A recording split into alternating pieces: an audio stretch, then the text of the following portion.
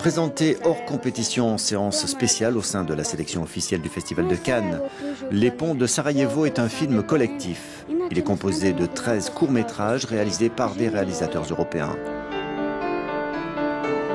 Jean-Michel Frodon, ancien journaliste du Monde, est le directeur artistique du projet. À chacun d'eux, on a donné une seule véritable contrainte qui était une contrainte de durée, qui était entre 6 et 8 minutes pour chaque film, et une sorte de contrainte aussi qui est un budget, qui était le même pour chacun d'entre eux, à l'intérieur de quoi ils avaient totale liberté de me proposer une idée de film ayant à voir avec la ville de Sarajevo au XXe siècle, disons, enfin, entre 1914 et 2014.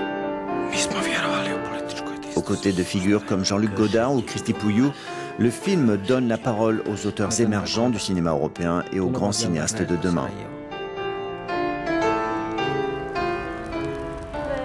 Et notamment à la jeune cinéaste Aida Begic, la seule cinéaste venant de Bosnie. Elle nous parle de Sarajevo qu'elle connaît intimement. Sarajevo est toujours une sorte de paradigme. C'est comme un miroir de l'Europe. Les meilleures et les pires choses européennes se reflètent dans Sarajevo.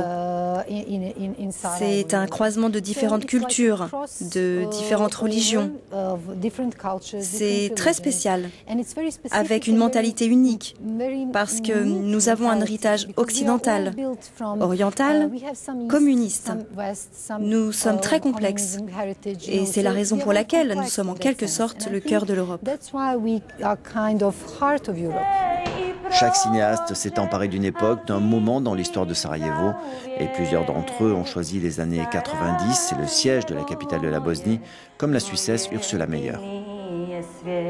Cette guerre m'a énormément marquée. Je faisais mes études de cinéma à ce moment-là.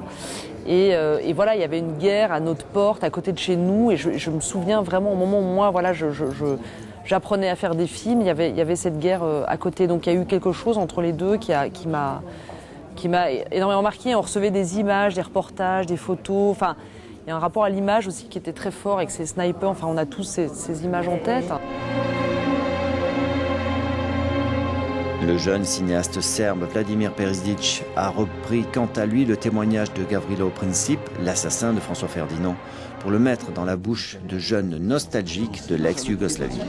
Je crois qu'il y a une résurgence de cette idée yougoslave qui, sur beaucoup de plans, est proche au bolivarisme en Amérique latine.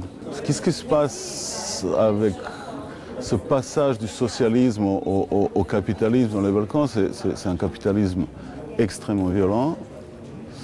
Et juste en Bosnie, il y a 28% de chômage. Quand il faudra fermer le livre, ce sera sans regretter rien. J'ai vu tant de gens si mal vivre, et tant de gens mourir si bien. Ces 13 courts-métrages forment aussi une évocation polyphonique de Sarajevo et de l'Europe d'aujourd'hui en filigrane. Entre chaque film, le célèbre dessinateur belge François Schuiten a réalisé une animation illustrant les ponts de Sarajevo. Le film sortira sur les écrans français le 28 juin.